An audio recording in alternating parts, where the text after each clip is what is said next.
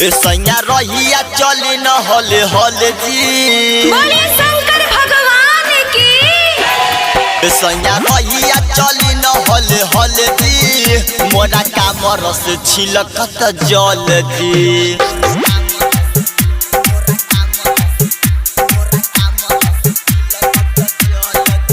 सैया रहिया में बोला बोला बम जी। मोरा कामर से छिलकत जल जी।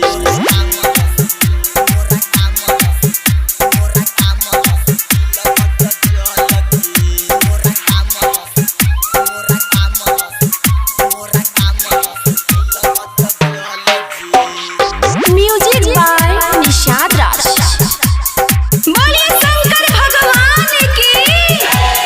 भोला नगरिया सैया बाटे बड़ी दूर हो। कन्हवा छिलाई भले जाई जरूर हो। हाँ हाँ भोला नगरिया सैया बाटे बड़ी दूर हो। कन्हवा छिलाई भले जाई हम जरूर हो। कहिया में बोला बम बोलत बम जी। रहिया में बोला बम बोलत बम जी। मोरा कामर से छिलकत जल जी।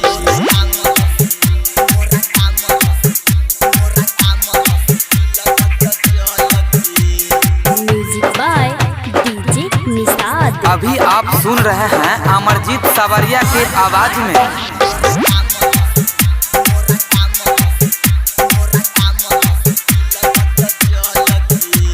राइटर मंजीत सुन डीजे निषाद हो।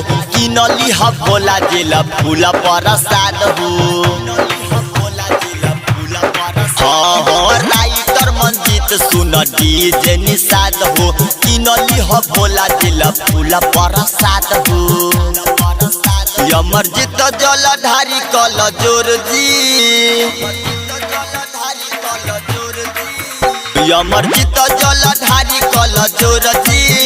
मोरा कामर से छिलकत जल जी।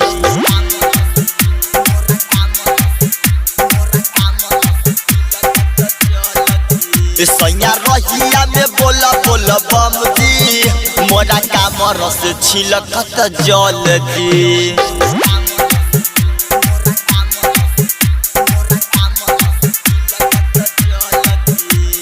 Ambedkar digital recording studio, Chandauli हाट।